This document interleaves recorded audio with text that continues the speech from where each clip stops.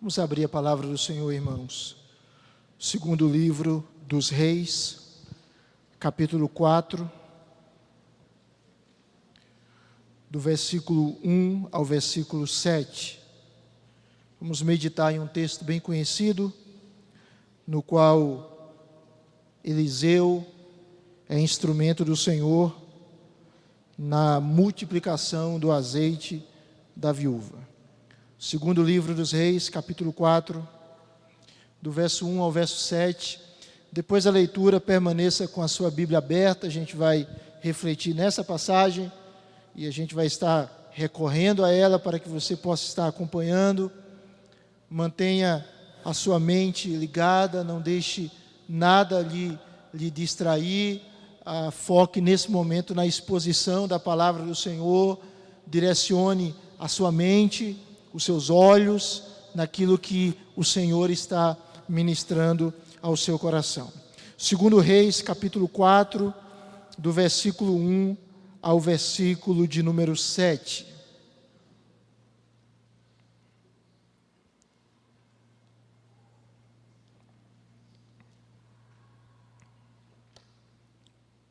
Certa mulher, das mulheres dos discípulos dos profetas, clamou a Eliseu, dizendo: Meu marido, teu servo, morreu, e tu sabes que ele temia ao Senhor.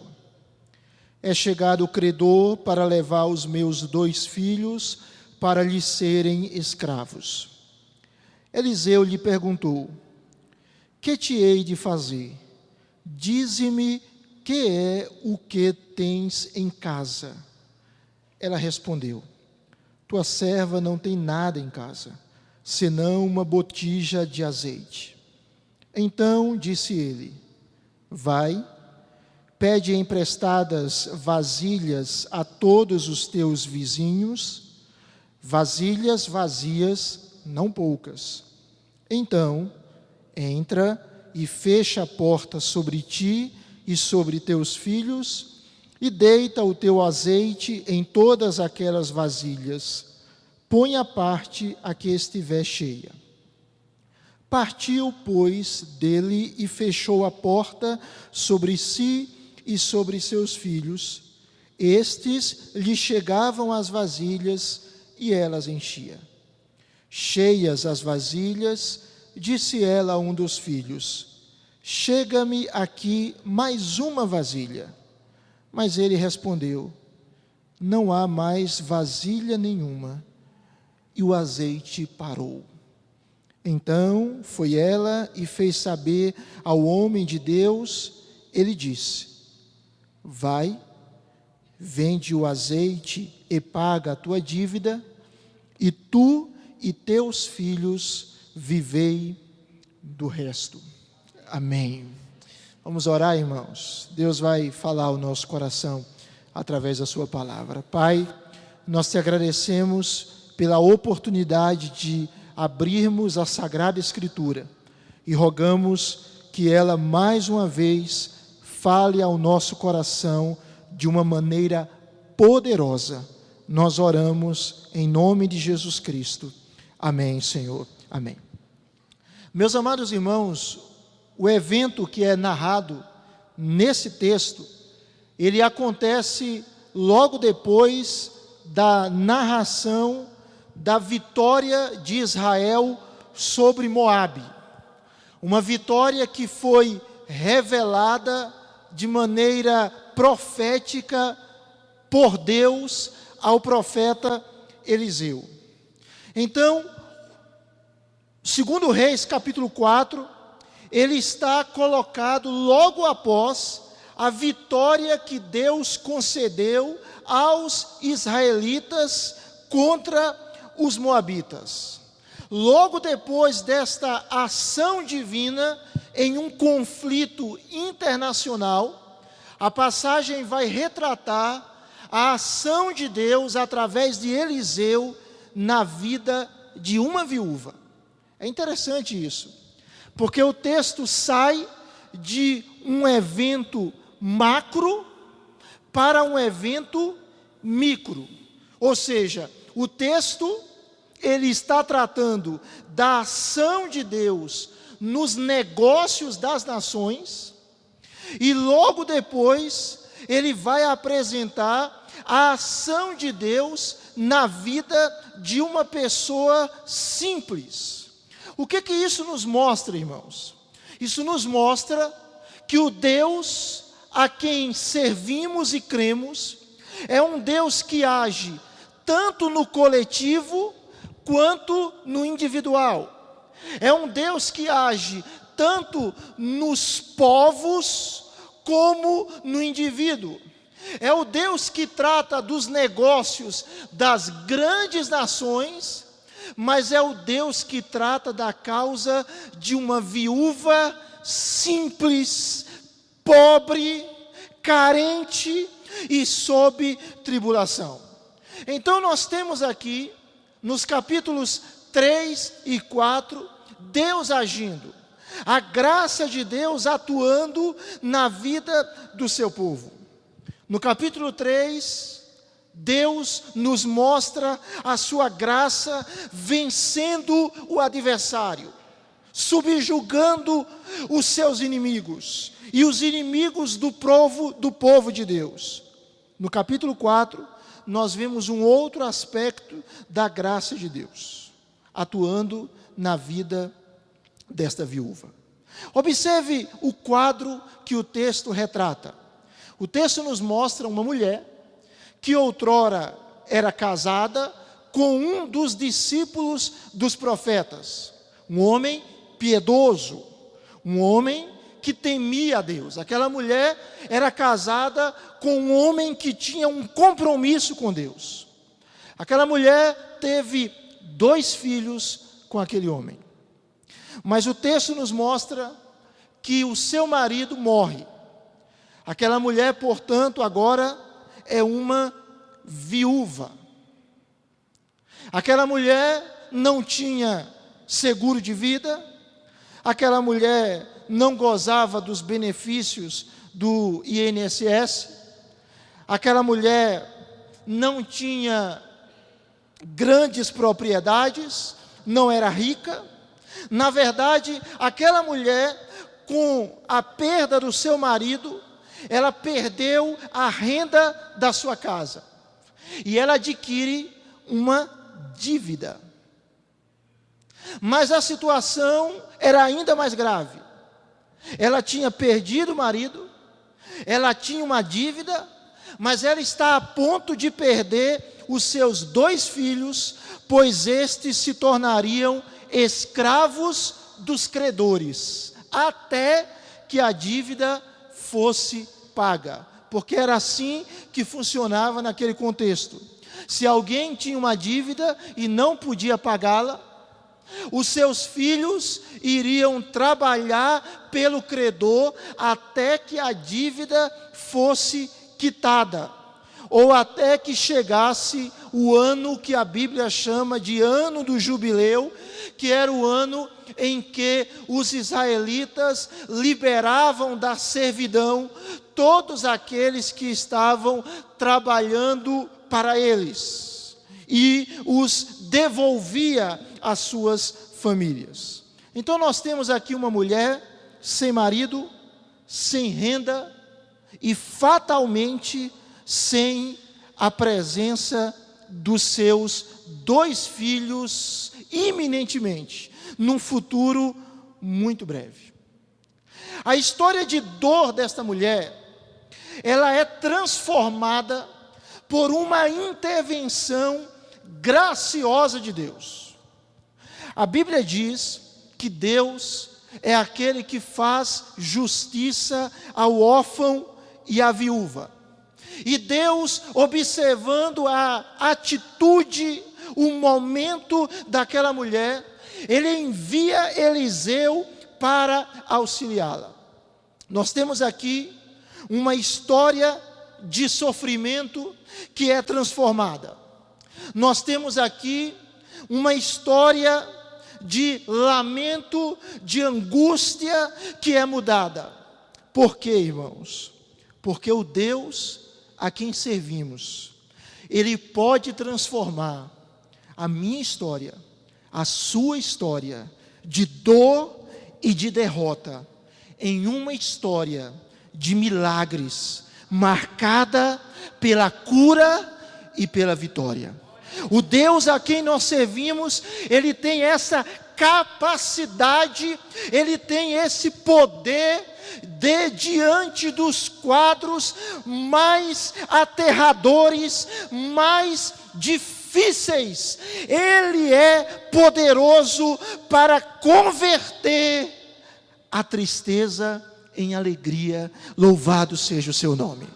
Você que está aqui, eu quero lhe convidar a crer ou a continuar crendo nesta realidade, que Deus, Ele pode transformar a minha história, a sua, a nossa, a história de qualquer indivíduo, porque Ele é poderoso, porque Ele é gracioso, porque Ele é bom. Amém, meus amados irmãos? Então esse texto nos mostra isso. Eu quero pensar então sobre a intervenção graciosa de Deus. A intervenção graciosa de Deus nas nossas crises, nas nossas dores, no nosso sofrimento. Esse é o tema da nossa reflexão. A intervenção graciosa de Deus na crise. Em primeiro lugar, a intervenção graciosa de Deus, ela acontece mediante o reconhecimento da falta de mérito. A primeira verdade que esse texto quer nos ensinar, que Deus, Ele age, e Ele age graciosamente, Ele age poderosamente, na vida desta mulher, na vida das pessoas, mediante o reconhecimento da ausência de mérito, de merecimento. Se você observar versos 1 e 2, aquela mulher, como dissemos, era uma viúva. E uma viúva, no contexto veterotestamentário, representava uma realidade de fragilidade e necessidade. A mulher era endividada. Os filhos iriam embora como escravos para pagamento da dívida. E o texto nos mostra, o texto nos revela que aquela mulher, ela tem um encontro com Eliseu. E ela retrata a sua história de dor, de sofrimento. E Eliseu lhe faz uma pergunta. E a pergunta é: o que te hei de fazer? Dize-me, que é o que tens em casa? O que você tem em casa? Qual a sua situação? E a mulher responde: eu não tenho nada em casa, exceto uma botija de azeite. O que uma botija de azeite poderia fazer para pagar uma grande dívida? Nada.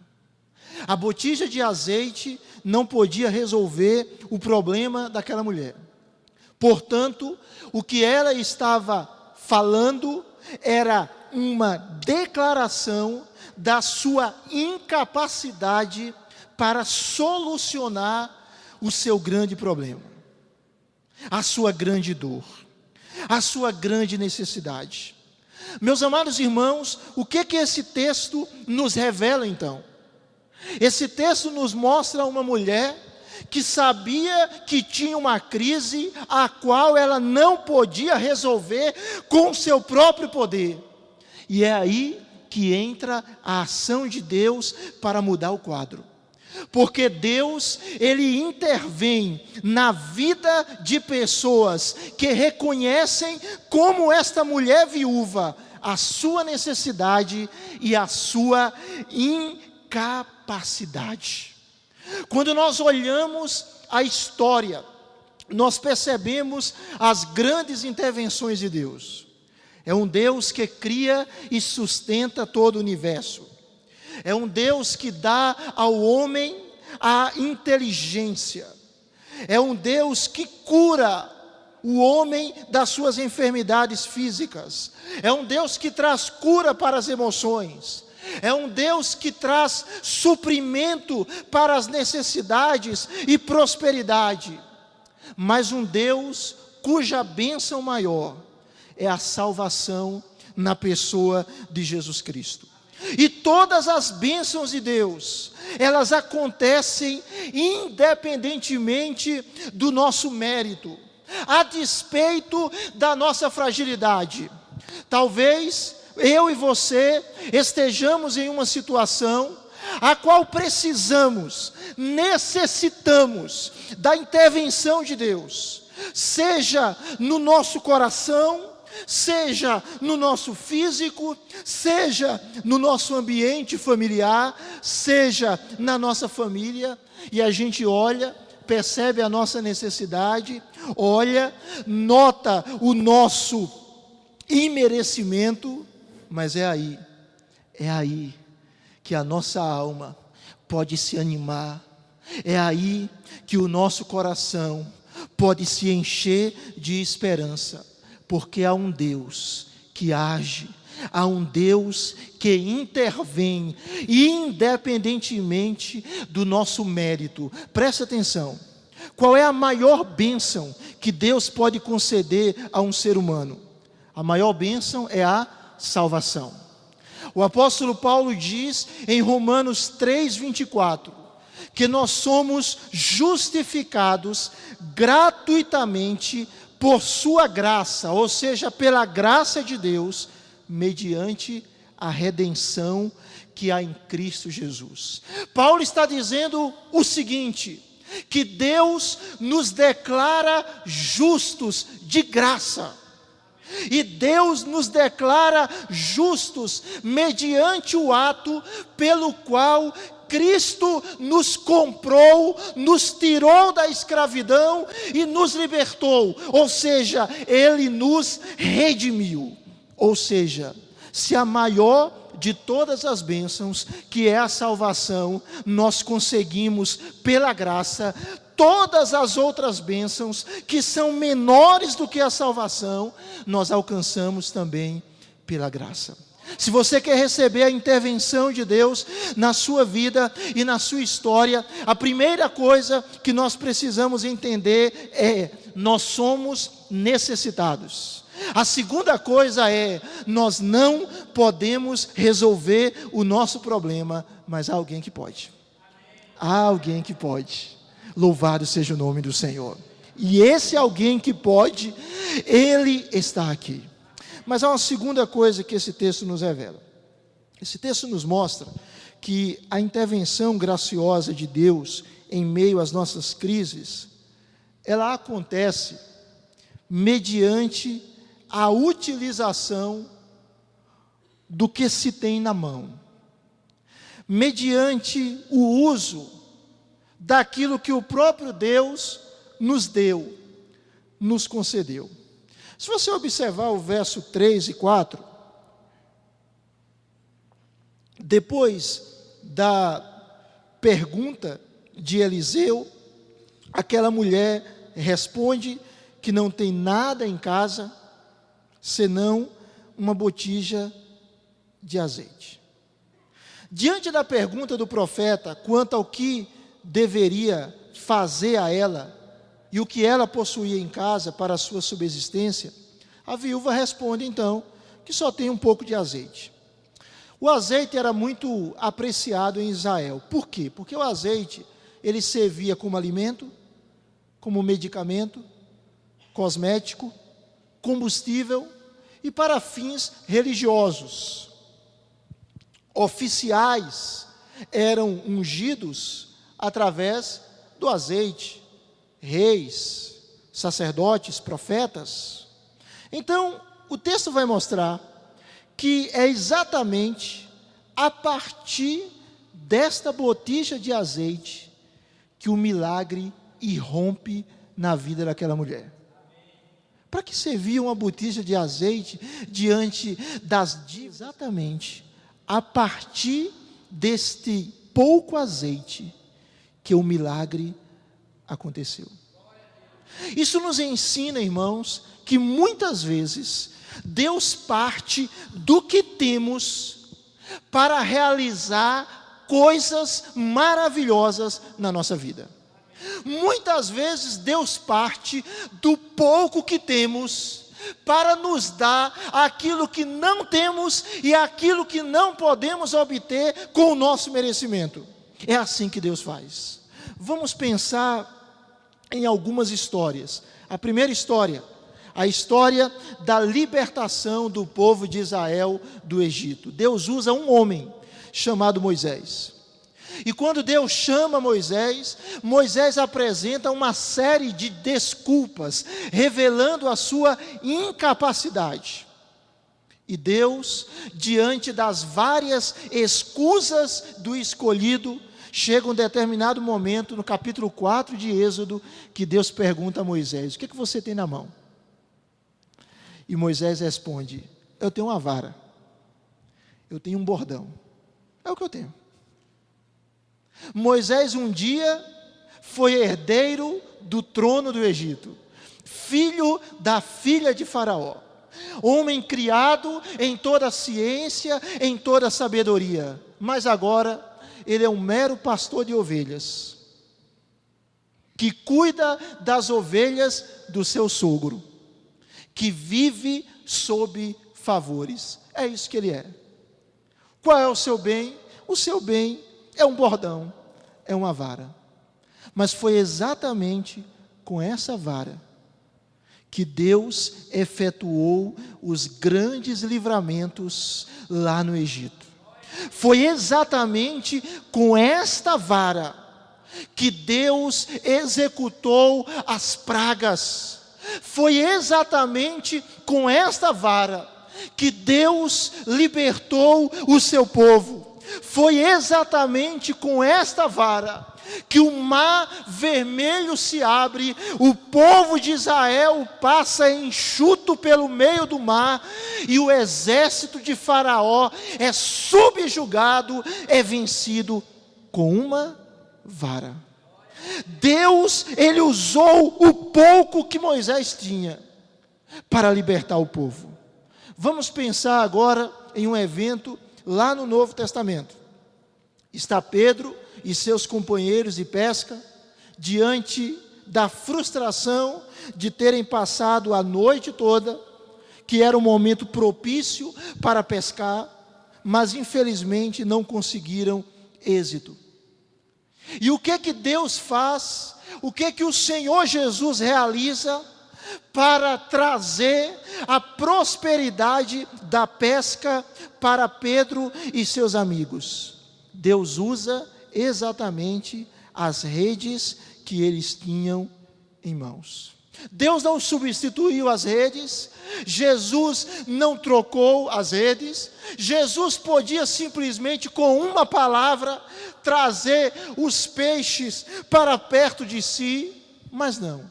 Jesus disse: lance a rede no mar. E Pedro disse: Senhor, nós pescamos a noite toda, ou tentamos pescar, e não conseguimos êxito, mas sobre a tua palavra nós vamos lançar.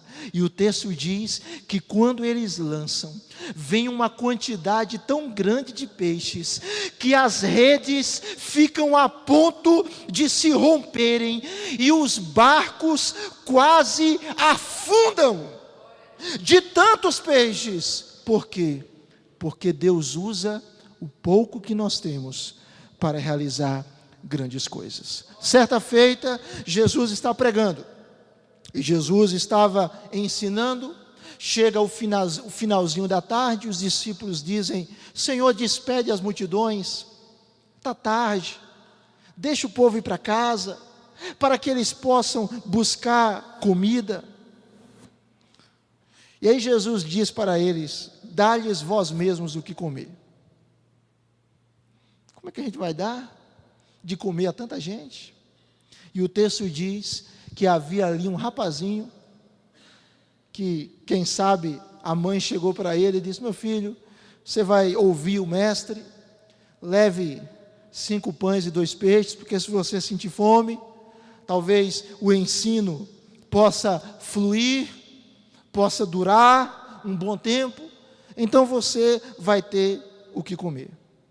E Deus, o Senhor Jesus, Ele utiliza os 5 pães, os 2 peixes, daquele menino que entregou os 5 pães e 2 peixes na mão do Supremo Pastor, e com isso, diz a Bíblia, que 5.000 homens, sem contar mulheres e crianças, são alimentados.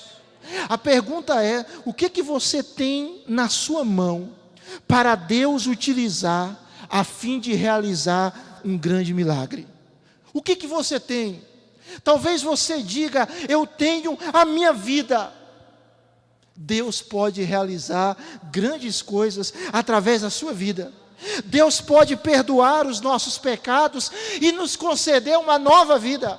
Talvez a gente diga: eu tenho uma vida, mas é uma vida tão quebrada, eu tenho uma vida tão traumatizada, eu tenho uma vida tão doída, eu tenho uma vida tão cheia de marcas. Mas nós temos um Senhor que é o nosso oleiro, nós temos um Senhor que, como oleiro, Ele pega o nosso barro, a nossa história amassada, quebrada, despedaçada, e Ele faz de nós um novo homem, uma nova mulher, uma nova pessoa, nos dá uma nova vida. O que você tem? Você tem talento, você tem habilidade. Deus pode usar os seus talentos, as suas habilidades. Talvez você diga: eu não sei fazer nada.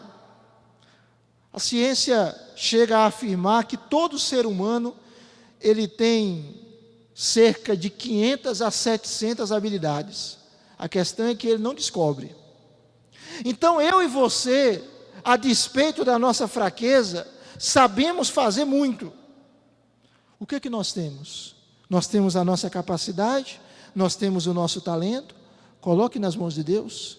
Coloque o que você tem nas mãos de Deus, coloque a sua inteligência, coloque a sua saúde ou a sua pouca saúde, coloque o seu talento, coloque o seu esforço, coloque o seu dom, coloque aquilo que Deus tem lhe dado nas mãos dEle, e Ele vai fazer algo grande. O que você tem? Eu tenho recurso, mas eu tenho muito recurso, ou eu tenho pouco recurso, independentemente, coloque esse seu recurso nas mãos de Deus, para a glória de Deus, para o louvor de Deus, para ser administrado de acordo com a vontade de Deus. E Deus, com o seu recurso, que é pouco ou que é muito, Ele pode abençoar não apenas a sua vida, Ele pode abençoar muitas e muitas vidas, e mais, Ele pode multiplicá-lo. O que você tem? O que você tem na sua mão? O que você tem? Você já pensou nisso? O que eu tenho, Deus? Você já entregou tudo que você tem nas mãos de Deus? Tudo que você possui nas mãos do Senhor? Tudo, tudo, tudo. Como diz aquele cântico: tudo entregarei, tudo. Tudo entregarei. Quando nós entregamos o nosso tudo, irmãos, aquela mulher, o que ela tinha era o azeite, era o tudo dela, mas Deus transformou aquele azeite no milagre, na solução, na resposta, na mudança radical da história daquela mulher e da sua família. Mas ela colocou aquilo nas mãos do Senhor. Deus intervém de maneira graciosa, mediante a utilização do que nós temos na nossa mão. Do que nós temos. Talvez você queira ser mais usado por Deus. Talvez você queira que Deus lhe abençoe de maneira mais eficaz, para a glória dEle. Coloque o que você tem nas mãos do Senhor. Diga: Deus, eu sou tão pequeno, sou tão frágil, mas Tu és tão forte. É muito interessante, irmãos, que quando nós olhamos a Bíblia, nós percebemos Deus fazendo grandes coisas em homens pequenos, em pessoas frágeis, em pessoas que diziam, como Jeremias, como Moisés, como Gideão: eu não tenho condições. Mas não são as nossas condições, são as condições do nosso Deus.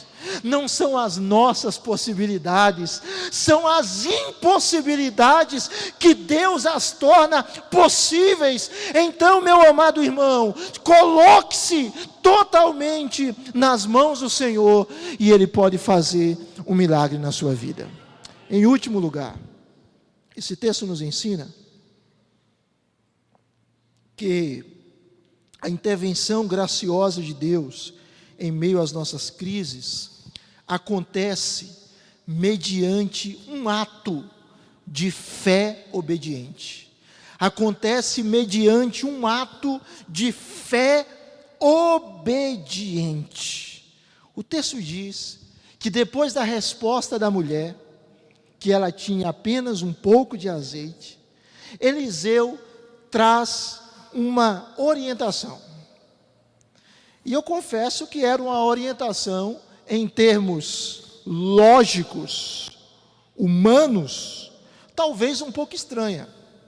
Porque Eliseu orienta aquela mulher a tomar muitas vasilhas vazias emprestadas a todos os seus vizinhos.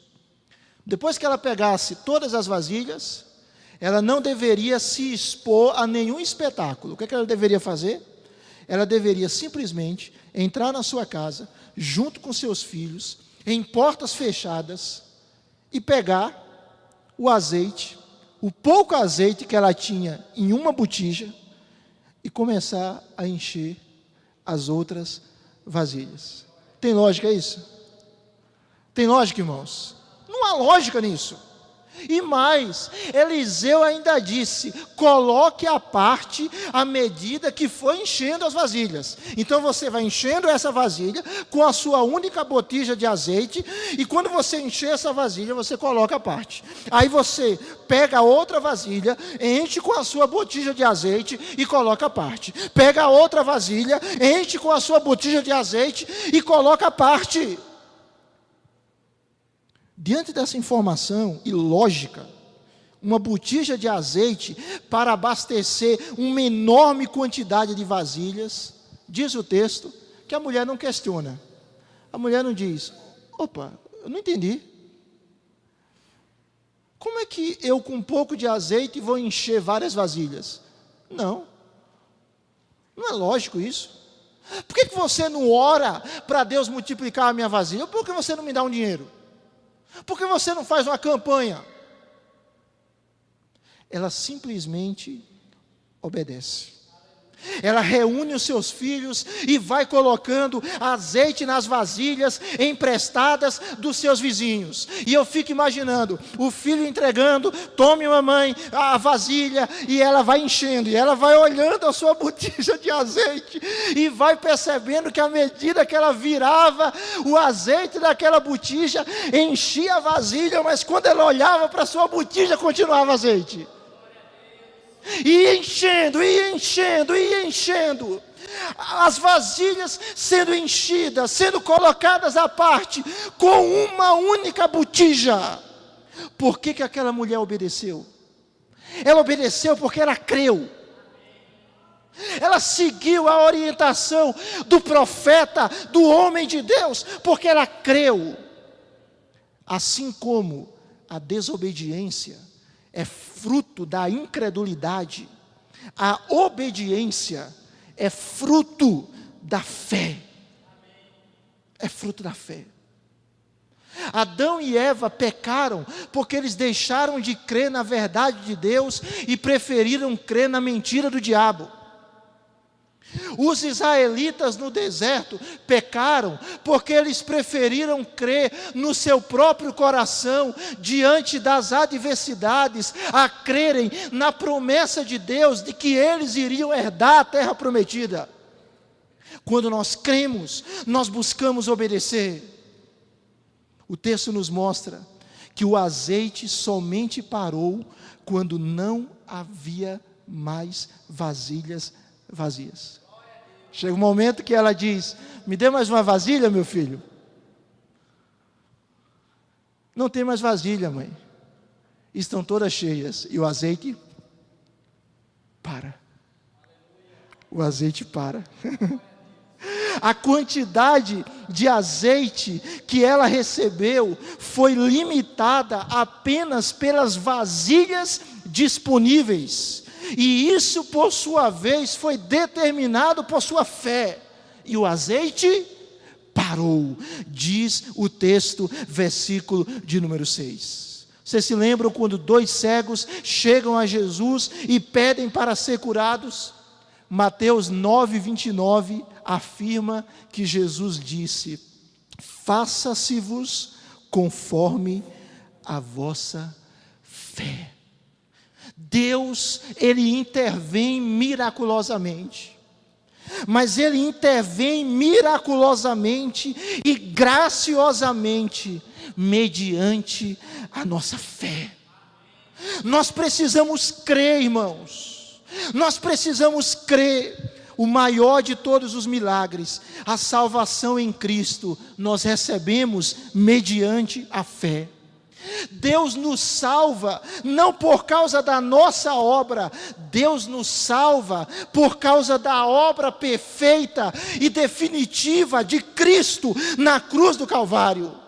Quando nós somos salvos, isso vai gerar obediência, porque nós somos feitura de Deus, criados em Cristo Jesus para boas obras. O milagre acontece, a intervenção acontece, a história é mudada de maneira graciosa pelo nosso Senhor, quando há uma fé, quando há a confiança de que o nosso Deus, Ele continua vivo, Ele continua poderoso, Ele continua sendo amor, Ele continua sendo gracioso, Ele continua olhando para as suas criaturas. Eu quero que você entenda, meu amado, você que está aqui, que Deus, Ele não se esqueceu de você. Ele não se esqueceu da sua causa, Ele não se esqueceu do seu problema, Ele não se esqueceu da sua dificuldade. Ele está olhando por você, e Ele está olhando para você, e Ele tem, de acordo com o seu propósito, sempre um milagre para realizar na sua história. O texto nos mostra então, que quando Deus intervém graciosamente, a nossa história de vida é radicalmente transformada. Após a multiplicação do azeite, diz o texto, verso 7, Eliseu orienta a viúva e diz o seguinte: vende o azeite, paga a dívida, e junto com seus filhos, viva do resto. O dinheiro foi suficiente para pagar a dívida e para prover o sustento para aquela mulher e para seus filhos. Sabe por quê, irmãos? Porque o pouco nas mãos de Deus pode se tornar muito. A escassez pode se tornar abundância. Deus, Ele pode fazer com que uma pequena quantia tenha grande rendimento, porque Ele é o dono de todas as coisas. Quantas vezes você pode ter vivido uma situação que você olhava e dizia tão pouco, e com aquele pouco, Deus foi abençoando, porque Ele está querendo dizer para mim e para você: não é você, sou eu que lhe abençoo, sou eu que lhe supro, sou eu que lhe sustento, sou eu que lhe consolo, sou eu que lhe salvo, sou eu que lhe ajudo, sou eu. Uma história de desgraça, quando atingida pela graça, é radicalmente transformada. Esse milagre aqui, irmãos, nos remete para o maior de todos os milagres: o perdão pela graça de Deus. Aquela mulher, com o milagre do Senhor na sua vida, pagou todas as suas dívidas. Por causa do nosso pecado, nós tínhamos uma dívida. Uma dívida que, assim como aquela mulher, nós não tínhamos como pagar. Porque a Bíblia diz que o salário do pecado é a morte. Mas houve alguém que pagou a nossa dívida. Houve alguém que morreu na cruz e nos deu, em troca da nossa dívida, a vida eterna como presente. Eliseu não precisou pagar coisa alguma para que Deus provesse o dinheiro necessário para quitar a dívida da viúva. Mas Jesus Cristo, Ele precisou pagar. Ele pagou com a sua própria vida, a fim de pagar a nossa dívida, a fim de que nós estivéssemos com Ele para sempre. A graça de Deus, ela paga a nossa dívida. A graça de Deus, ela muda a nossa história. Você está precisando de um milagre? Você está precisando de uma intervenção de Deus? Você está precisando que Deus mude um quadro na sua vida? Que tipo de milagre você está necessitando? Será que você precisa do perdão dos seus pecados? Deus pode lhe dar. Será que você precisa de uma nova vida? Deus pode lhe dar. Será que você precisa de paz no seu interior? Deus pode lhe dar. Será que você precisa de uma cura para uma enfermidade física? Deus pode lhe dar. Ele é soberano, se Ele quiser fazer, Ele faz. Será que você precisa de consolo para a sua alma? Deus pode lhe consolar. Será que você precisa de um milagre nos seus negócios? Deus pode fazer. Será que você precisa de um suprimento para as suas necessidades? Ele pode lhe dar. Qual é o seu milagre? Aquela mulher precisava de um grande milagre. Aquela mulher precisava de um estupendo milagre. Se Deus já realizou o maior de todos os milagres, que foi providenciar a salvação em Cristo, que milagre Ele não pode realizar? Ele pode realizar. Eu termino dizendo: o nosso Deus, Ele não abriu mão do seu poder. Deus não abriu mão do seu poder. Deus não abriu mão da sua graça. O tempo dos milagres, graças a Deus, não acabou. Nosso Deus não está de viagem, irmãos. Nosso Deus não está dormindo, irmãos. Nosso Deus não está de férias. Com todo respeito, nosso Deus não está aposentado no sentido de que não faz mais nada. Nosso Deus não é aquele ser agora imprestável. Não, irmãos. Aquele ser parado no tempo, imóvel, inerte. Não, irmãos. Nosso Deus é o mesmo, de eternidade a eternidade. Nosso Deus é imutável. Ele pode transformar a nossa história. Ele fez maravilhas no passado. Ele pode fazer maravilhas no presente. Vamos ficar de pé, em nome de Jesus.